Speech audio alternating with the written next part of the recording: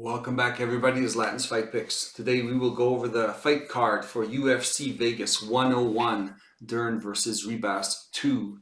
This is an extra fight pick video I get to make this month because of the extra break. So I had it done and I wasn't sure if I was going to put it out, but I thought, you know what, it's late, but I'm going to put it out because I always try to put out an extra one besides the usual UFC the big UFCs, the pay-per-views that come in once a month. But this has given me the opportunity to do this fight card, and this fight card was pretty interesting, and a lot of underdogs, a lot of new fighters, and I thought it'd be a good one to do a video on. Happy New Year. Oh yeah. Happy 2025. Happy New Year. This is what's it, January 8th today? Yeah? 8th, 9th? Is it 9th? Is it the 9th already?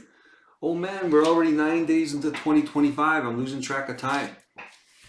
But nevertheless, Happy New Year. Let's start the year off right.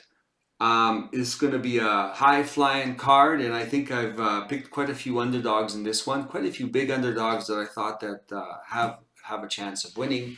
This could be totally out to lunch, or we could make a lot of money. We'll see what happens. But as usual, we will start with this fight card going from the preliminaries, first fights, moving on to the main card. So let's start. First fight, Nurullo Aliev versus Joe Selecki. This changed. This was Aliev was supposed to fight another fighter, Ashmus, and it got switched over to Selecki just short notice. So Nurullo Aliev, 5'10", 72-inch reach, 9 wins, 0 losses, 24 years old. Joe Selecki, to tell you the truth, I don't even have his age. I didn't write it all down. But anyways, we all know Joe Selecki. Joe Selecki's been around. I'll pull it up right now. He is 31 years old. We know Joe Selecki. He's mainly a ground. He's a grappler. He's a grappler. He's not necessarily a mixed martial artist. He's a really good grappler. So he's got to take this fight to the ground. He's got to be doing his BJJ. He doesn't do a lot of ground and pound. I think he's going to be trying more submissions, but he's fighting against a really good wrestler who likes to be on top, likes to ground and pound, likes to control from the top. And granted, this is going into Selecki's wheelhouse, where he could have a chance of throwing up a submission. But I think Aliev's control from the top is very good. I don't think he's going to get caught with a submission. I think he's going to be too big. He's going to be too strong. And he's going to work Joe Selecki on the ground. And it's going to be a decision victory for Aliev. It's hard to bet Aliev at minus 800. So, it's not really a betting type of fight. But Aliev's going to be the pick. Moving on, Fatima Klein versus Victoria Dudakova. Fatima Klein, 5'6", 67.5-inch reach, 6 wins, 1 loss, 24 years old. Victoria Dudakova, 5'5", 67-inch reach, 8 wins, 1 loss, 25 years old. We saw Fatima Klein fight against Jazz Davicius, and she did really well. She was up a weight class, short notice. She did really well. She was good striking on the feet, pretty slick, lots of feints. But she got dominated by a bigger girl on the ground, and she was trying to fight off her back. She looks like she's pretty good on the ground. She doesn't have great takedowns, but she's pretty good on the ground. The BJJ is good. Pretty talented, young, probably getting better with every single fight. Victoria Dudakova, same thing. Pretty talented, getting better with every fight. The last fight that we saw her was against Sam Hughes, and she lost a close decision against Sam Hughes, and she was a huge favorite in that. Everyone thought she was going to win, but split decision. I actually thought, it was close. I thought she might have pulled that split decision off. The first round, I think, was kind of like the back and forth round. But watching that fight, Victoria Dudakova was notoriously just, go forward, go for a takedown, hold somebody down, maybe hit them a few times and stuff like that. But watching that fight, she was actually doing really well on the feet. I thought she did better on the feet than Hughes did. And in the first round, she kept going after all the takedowns that she ended up gassing as the fight went on. She got tired, and then that's when Hughes took over in the third round. But from what I saw, I thought Dudakova was outlanding, Hughes. I thought if she kept it on the feet, she could probably win. She could probably win it like that. Instead, she kept going for takedowns, which was her bread and butter normally. She couldn't get the takedowns, and she ended up tiring herself out. She ended up losing that fight in a split decision. And throughout the fight, I'm there like, just go back to striking because I thought she was doing great. But her bread and butter has been the takedown, so I think it was hard to get out of that mindset. But the point being is, from the girl when she fought Fry and Nunes and all those girls, she's just known as a wrestler. Her striking improved huge. So maybe we're going to see another jump. Maybe her striking is going to be improved even on top of that. Right now, with the way I see it, Klein, the last fight, her striking was probably a little bit better than Dudakova's. But having seen Dudakova take that jump from the fight previous to the Hughes fight and how much her fighting has improved, her boxing, I thought, if she takes another jump like that, this could be a very close fight. But Klein, in this case, is a minus 900 favorite. I'm going to pick Klein to win this because I don't think Dudakova is that great on the ground. I actually think that she should be focusing in on her hands and then using the ground when it's available rather than chasing it. But she can take people down better than Klein, but Klein might be better on the ground when she's actually grappling. So, yeah, I think it's a close fight. I'm going to pick Klein. If Dudakova comes back with a big jump in her striking abilities like she did last fight, I mean, it could be a totally different fight altogether. And at minus 900, she would be worth the dog shot. It's a dog or pass situation. Klein's going to be the pick, but she's definitely not going to be in a bet. And Dudakova, kind of a wild card. We'll see if she's improved. And if she has, it's going to be a close fight. Whoever picked Klein, which I don't know who would pick Klein at minus 900. Unless you put in a parlay, and I wouldn't do that either. It's going to be a nail biter. Klein's going to be the pick, but definitely a dog shot might be worth a bet on Dudakova, and she is plus 525. Not bad at this point. Moving on. Magomed Gaziasulov versus Bruno Lopez. Gaziasulov, 6'2", 75.5-inch reach, 9 wins, 0 losses, 31 years old. Bruno Lopez, 6'2", 74-inch reach, 3 wins, 1 loss, 31 years old. They're almost identical in height. They're all identical in age. Here's the thing is, there's certain guys that I think are really overrated. Gaziasulov is definitely one of them. I faded him in his last fight. He was a huge favorite. I had picked, what's his name, Ribeiro, and Ribeiro lost by majority decision. And I mean, it was a touch and go fight. And Ribeiro ended up switching the script and went from slugging it out to taking Gaziasulov down, and he definitely had his moments, and I think he ended up getting tired, and Gaziasulov just lied on him a lot of times after the first round, after he got taken down. He ended up taking him down, and here's the thing, Ribeiro is not a ground guy, so it was something new for him, and I think Lopez is a much better ground guy than Ribeiro. Coincidentally, Ribeiro knocked out Lopez in their Dana White Contender Series a couple of years ago, or something like that. Now Lopez has come back and he's won, and he is now fighting Gaziasulov in this fight, and I think it was a second fight for Ribeiro, and he ended up.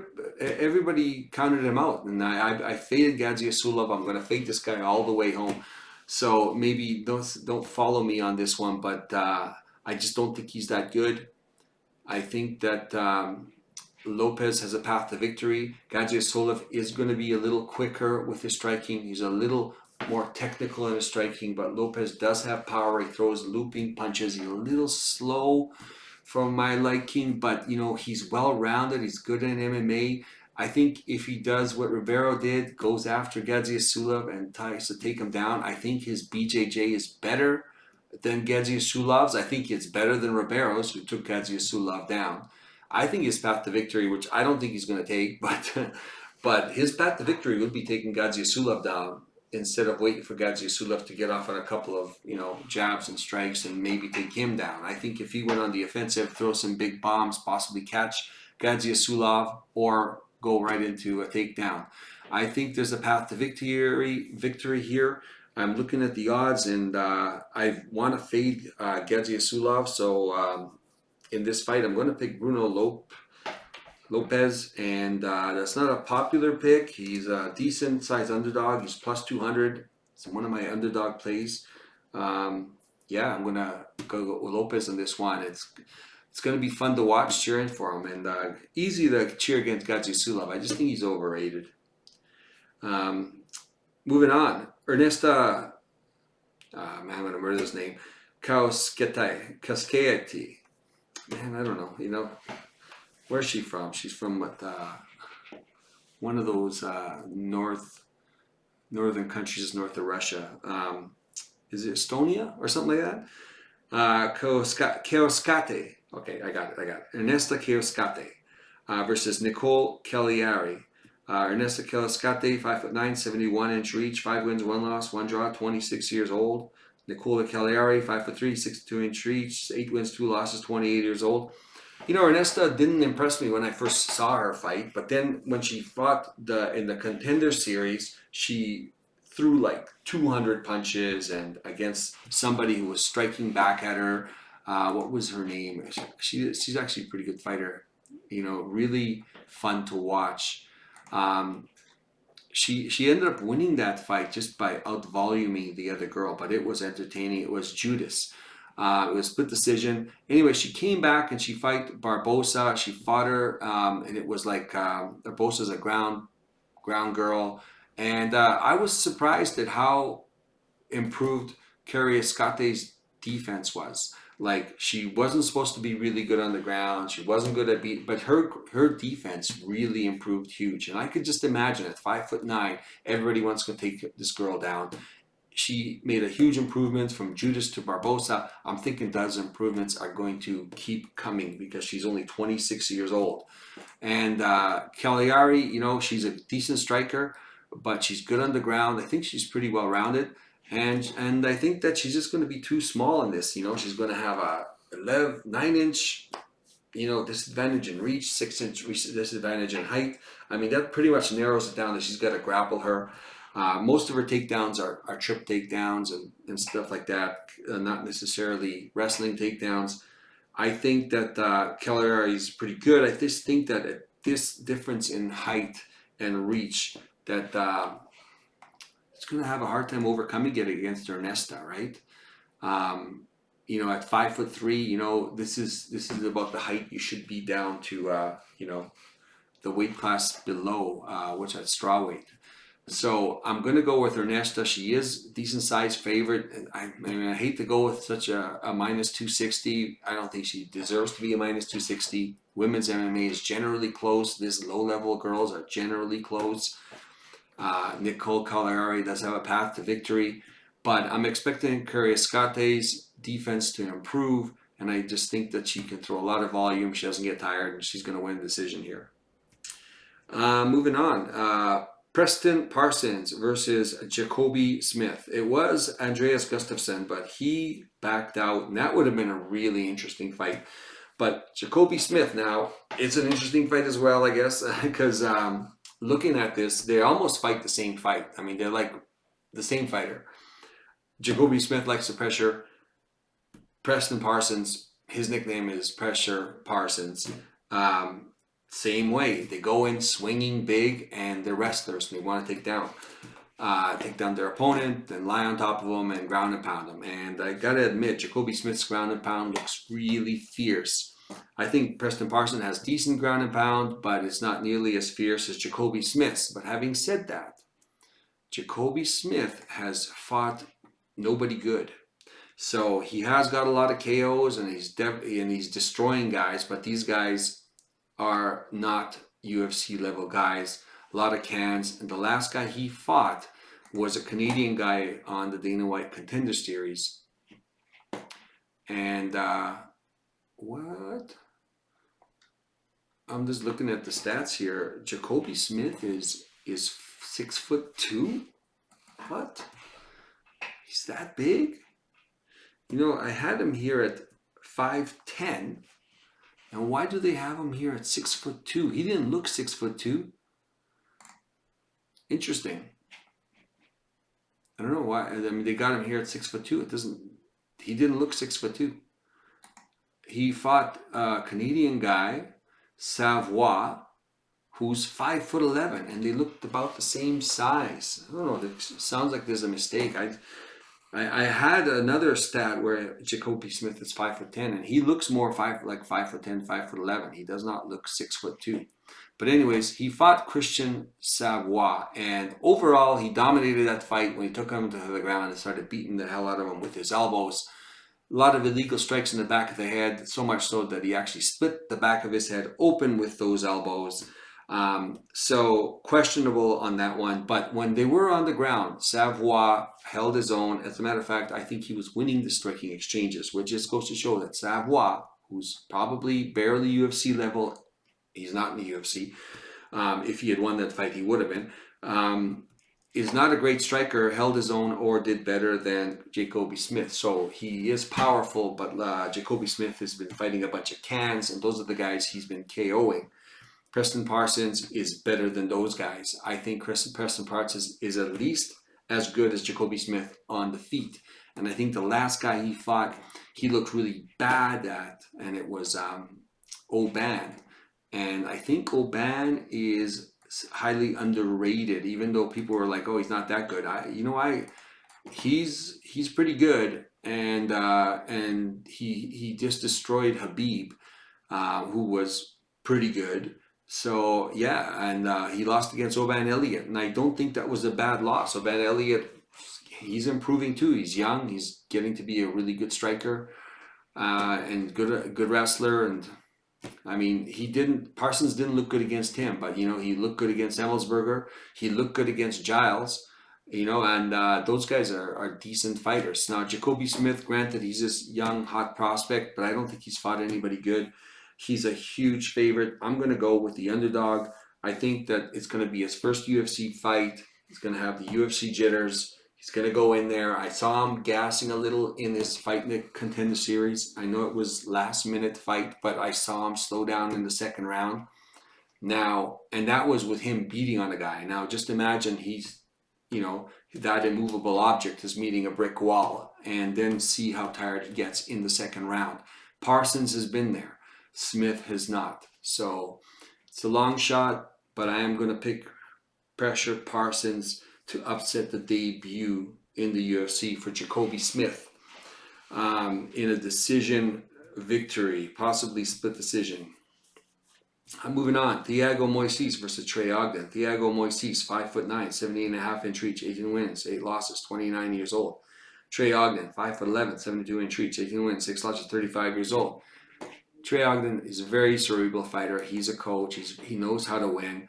I hate watching his fights. They suck.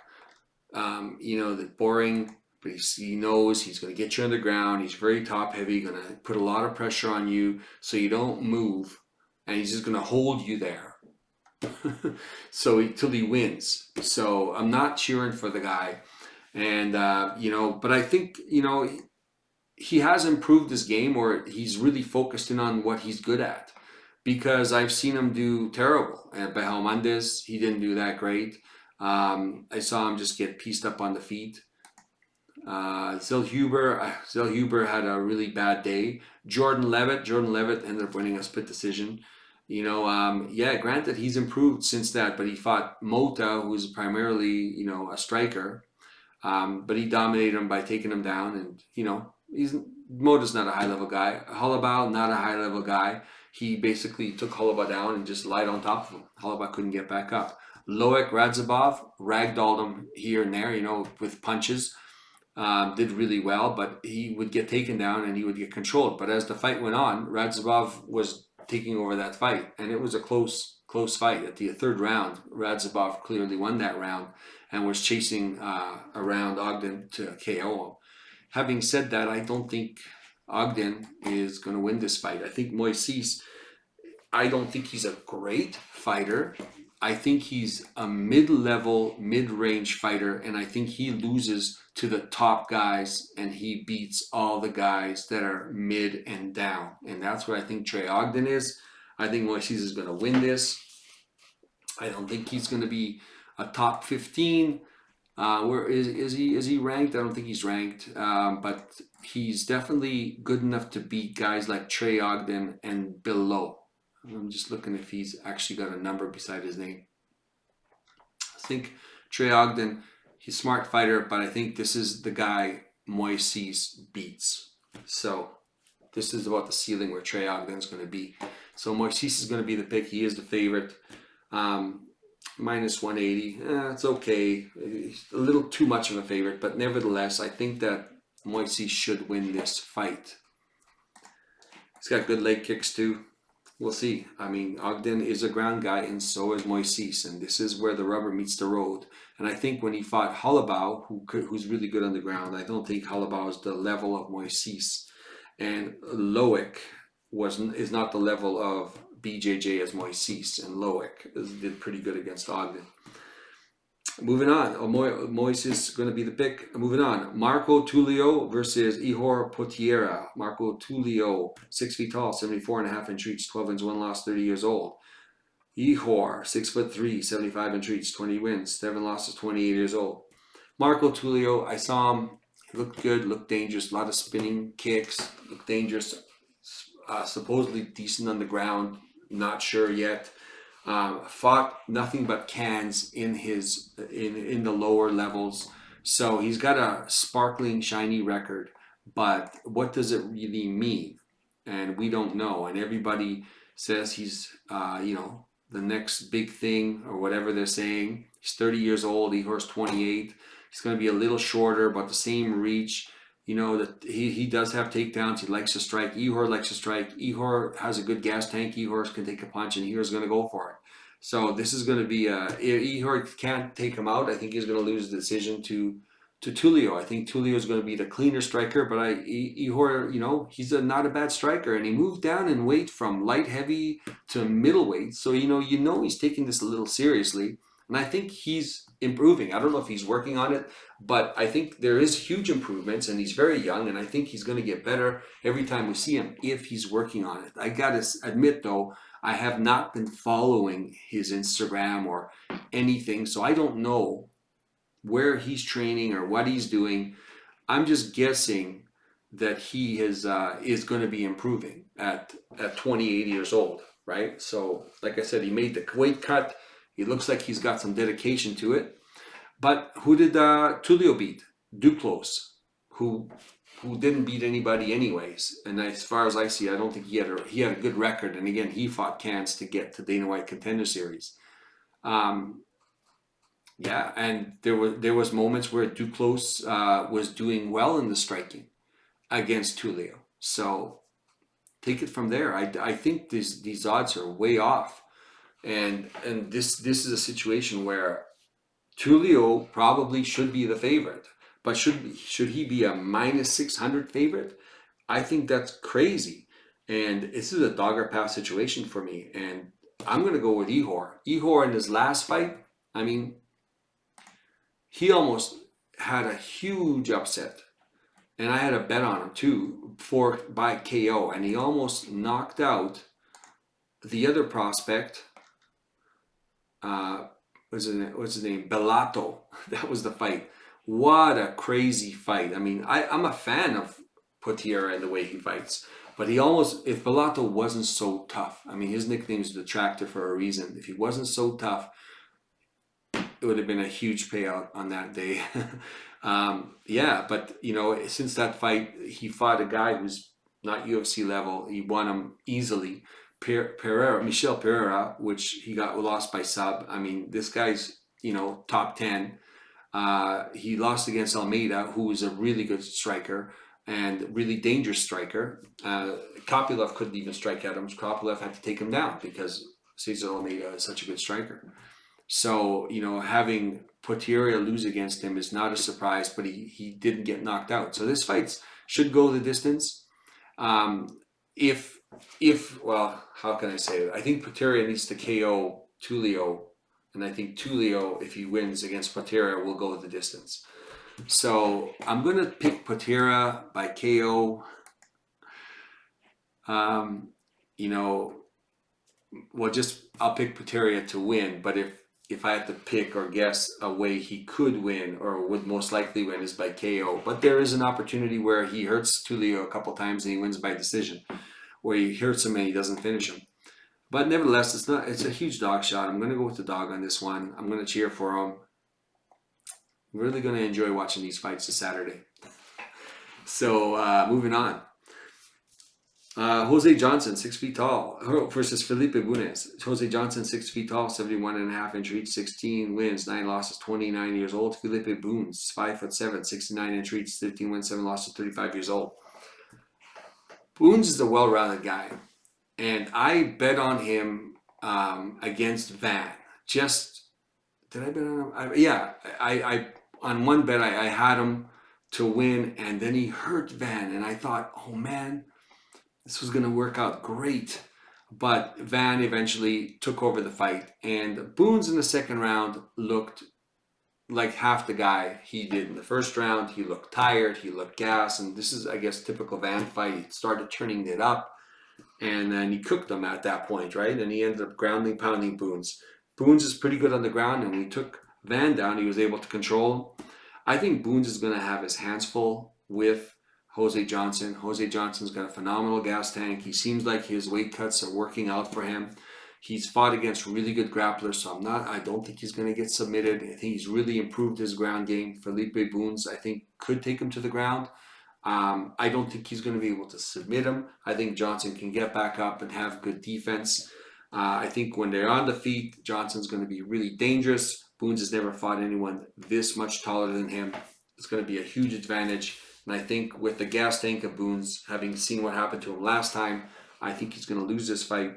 You know, at first I'm thinking by decision for Johnson, which is probably the most likely, but there is a good chance that Johnson can TKO Bunes at some point. When he starts to gas, Johnson's going to be the pick. Moving on to the main card. Punahele Soriano versus Uros Medic. Punahele Soriano, 5'11", 72.5-inch reach, 10 wins, 4 losses, 32 years old. Uros Medic, 6'1", 71-inch reach, 10 wins, 2 losses, 31 years old. Same age, Uros Medic, much longer, a couple inches taller, same reach. Punahele moving down from middleweight, and the Medic moving up from lightweight, going in the opposite directions. Uros Medic is going to be much faster.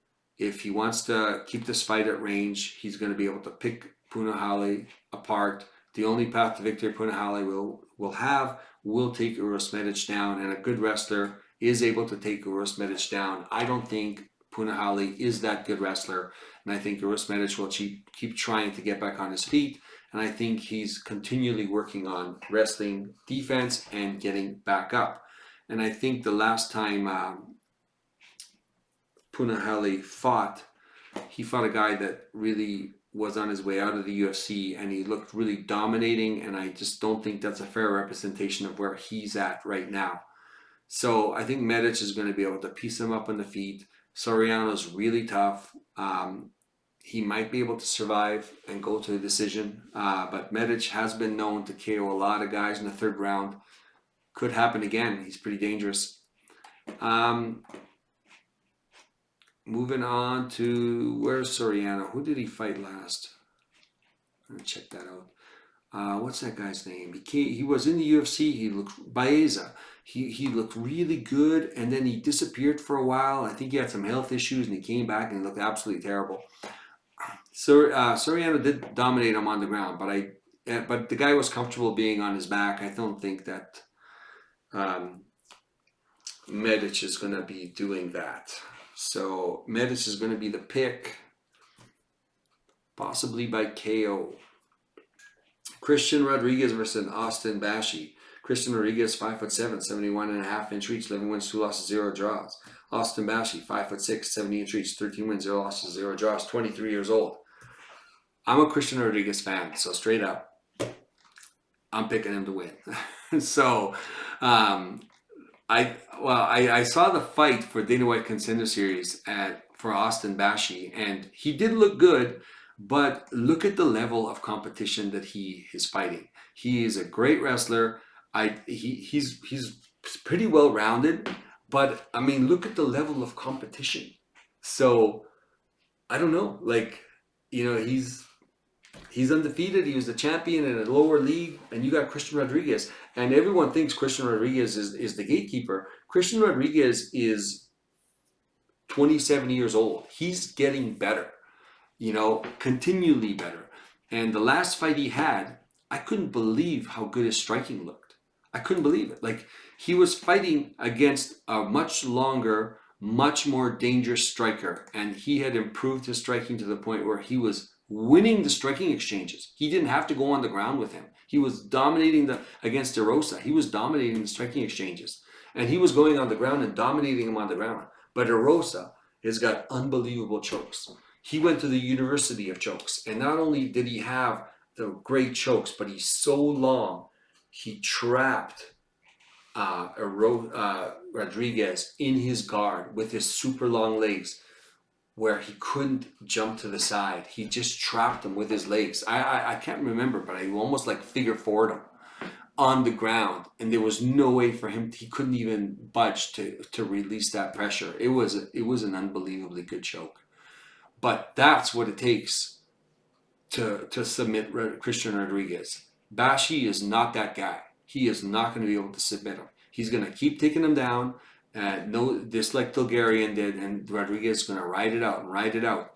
But on the feet, Rodriguez is going to piece him apart.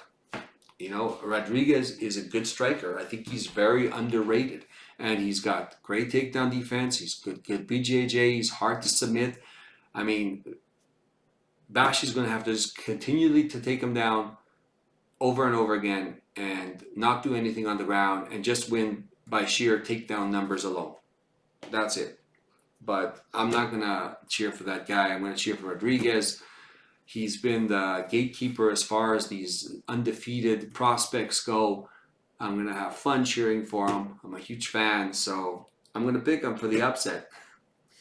So everyone's on this Bashi train. I don't know. Now, all I know is I've seen Rodriguez go through these guys, and I think on the feet, Rodriguez has got a huge advantage.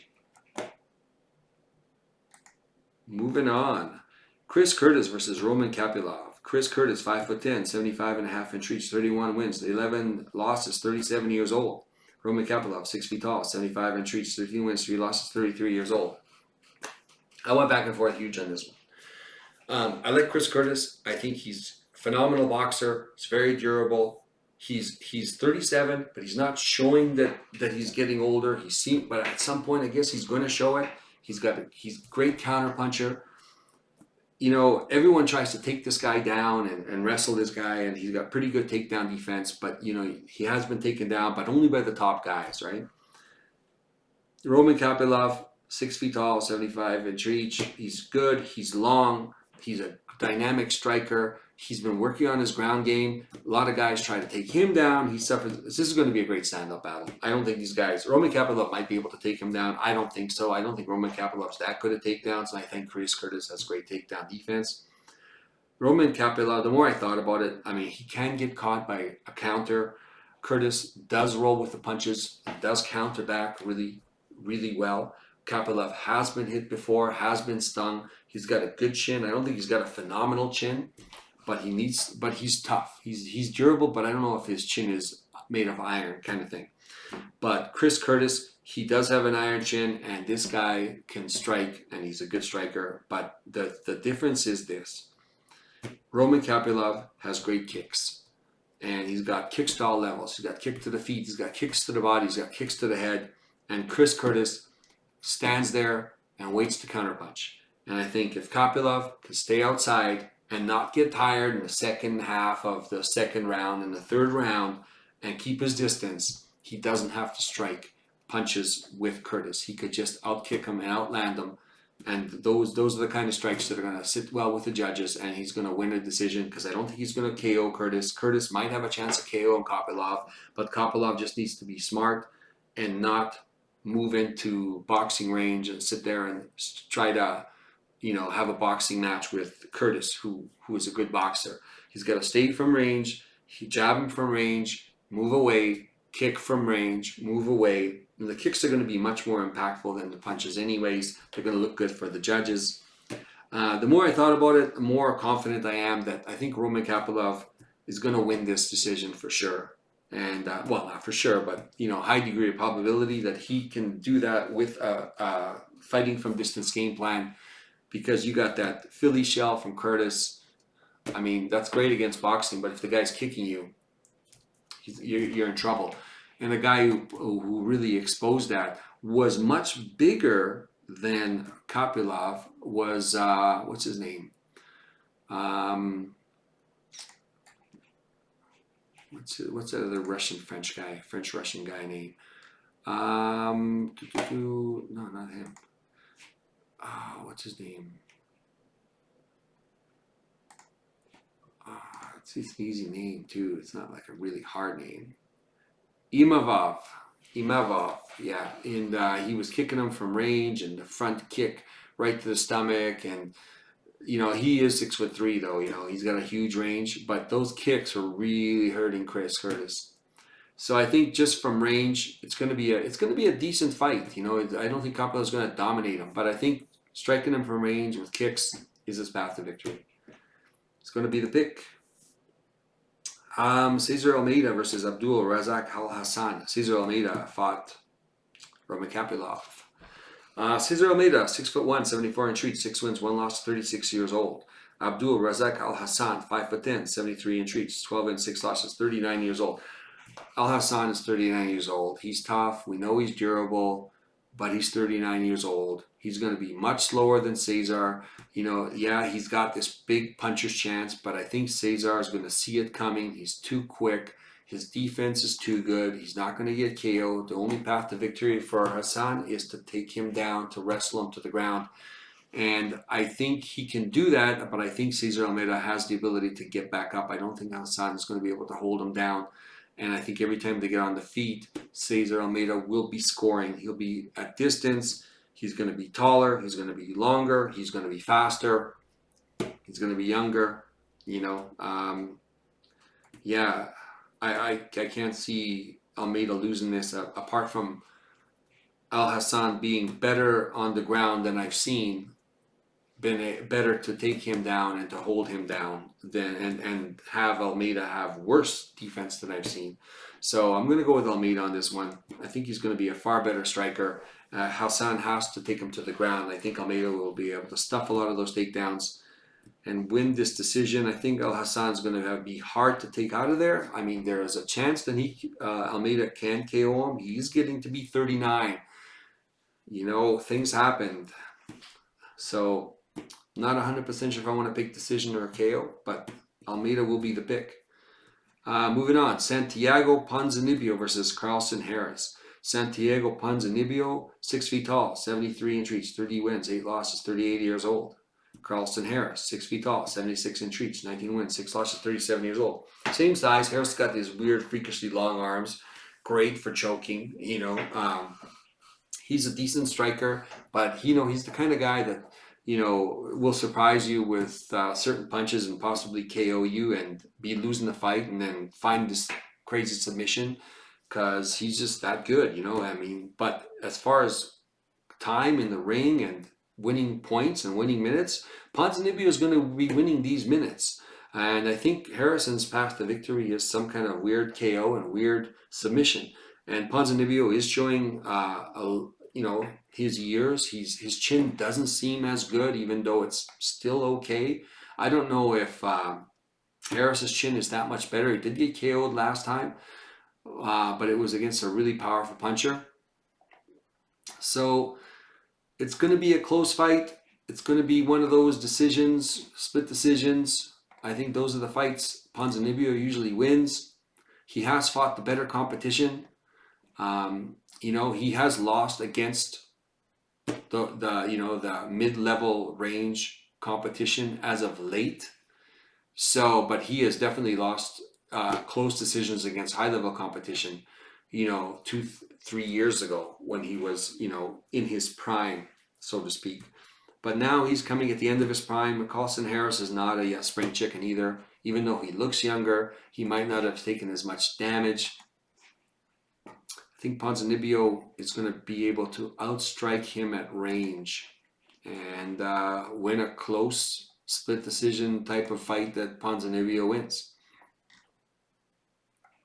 But you never know what can happen. But looking at just the people that they fought, I mean, you never know. Everyone has a chance to get KO'd, and Harris does have KO power. So Ponzinibbio just got to be careful and fight his fight and win a decision. Ponzinibbio is the pick. Mackenzie Dern versus Amanda Ribas. Mackenzie Dern, 5'4", 63-inch reach, 14 wins, 5 losses, 31 years old. Amanda Ribas, 5'3", 66-inch reach, 12 wins, 5 losses, 30 years old. It's going to be a close fight. They already fought. Amanda Ribas did win the last fight. She's going to be 5 rounds. I think that plays into her favor. I think she's got a great gas tank. She doesn't stop moving forward. She's got decent striking. Dern's got okay striking, not great, okay, but Ribas has got the better striking as far as the ground goes. Ribas can't take her to the ground. Dern is dangerous. I think Ribas is just as good as her on the ground. Maybe Dern is a little more dangerous, but I don't think that level of extra danger to somebody as high level as Ribas is on the ground as well is going to correlate into a submission. You know, yeah, I think that you got Amanda Ribas, who's fought a really high level of competition. She fought Nema Yunus at a higher weight class. She knocked out Pinheiro. She lost against Barber, who was at a higher weight class. She beat Araujo. You know, she's pretty good, and she just gotta just be careful not to take so much damage and so much punches. But then you're fighting against Dern, and Dern is not that dangerous on the feet. So I think that part of it she doesn't have to worry about. It's going to be just rolling on the ground with Dern if she wants to go on the ground with Dern. But she's going to have the bigger volume. I'm just looking at the fights. Yeah, I mean, Dern has fought the high-level competition. She's lost against high-level competition. But it's going to be a ground battle, and I think that it's going to be neutralized on the ground, and Ribas is going to outstrike her, and Ribas is going to be the pick for a decision win. That's it. Let's look at the board real quick. It's a crazy board.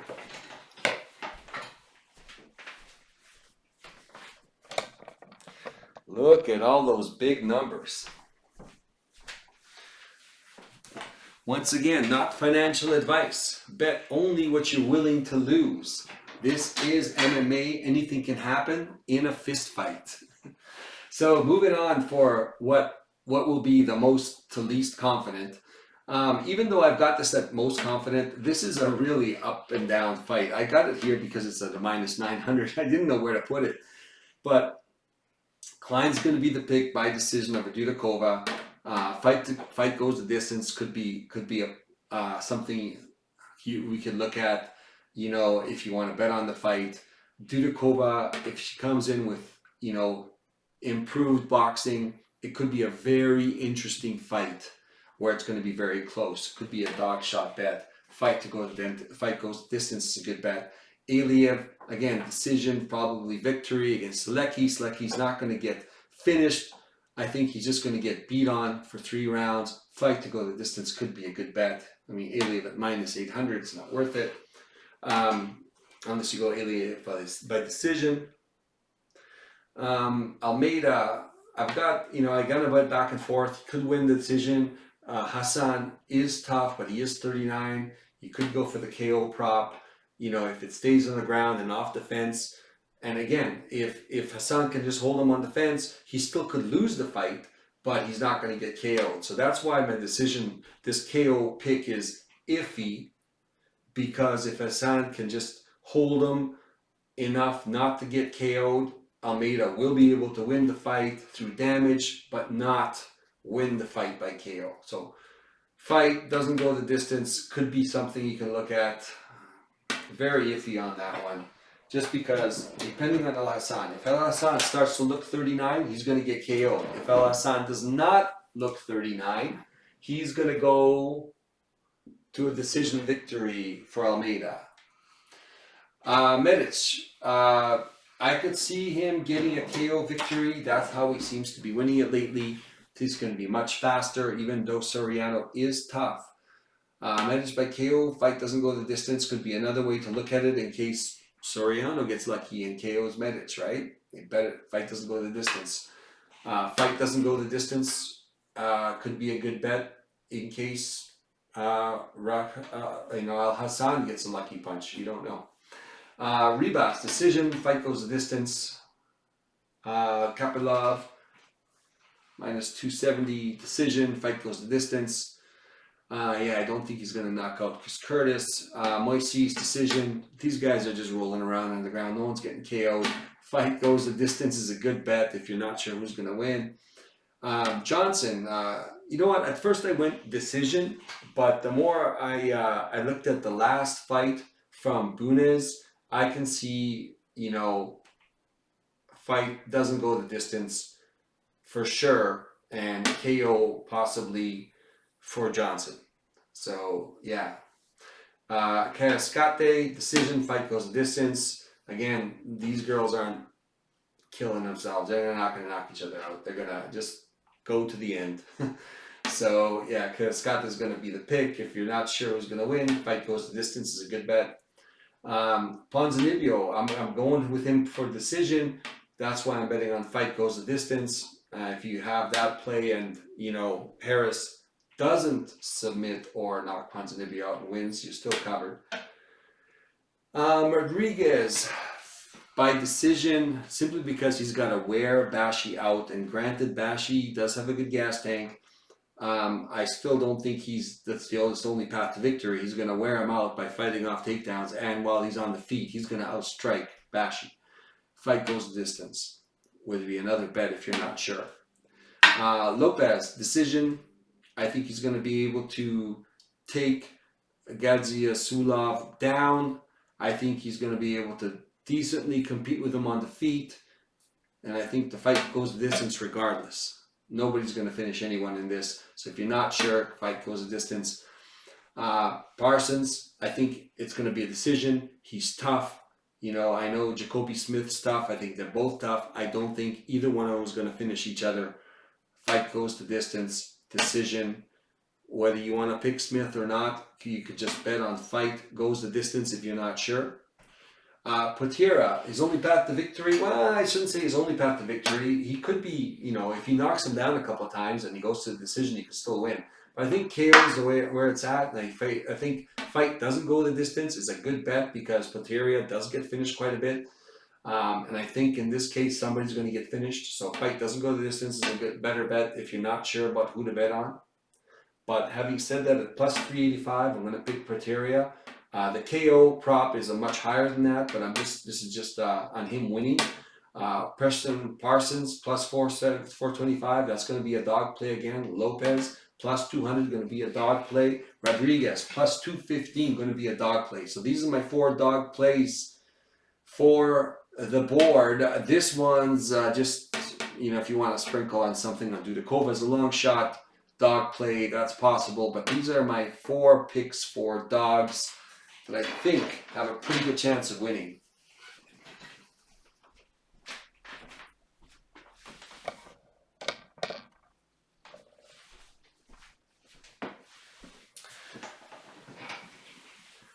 Once again, thank you very much for joining me. I hope this helped. Take what you see on the board, use it with your own research, and possibly combine it and make some parlays or some bets. Whatever you feel most comfortable with. And definitely thank you for joining me. Happy New Year. We will see you next week because I will be doing the fight card for UFC 311. That one I'll be doing for sure. And let me know in the comment what you disagree with. I'd imagine with all these dog picks there's going to be a lot you disagree with, but let me hear what you disagree with and why. Love to get the feedback. Always learning. Nevertheless, good luck in your picks. We will see you next week. Oh, and by the way, before I hit the stop button, don't forget to hit like and subscribe if you want to get notified for the next video, because I don't do them necessarily at the same time or weekly. So hit the subscribe button, hit the like if you like the content. Thank you very much.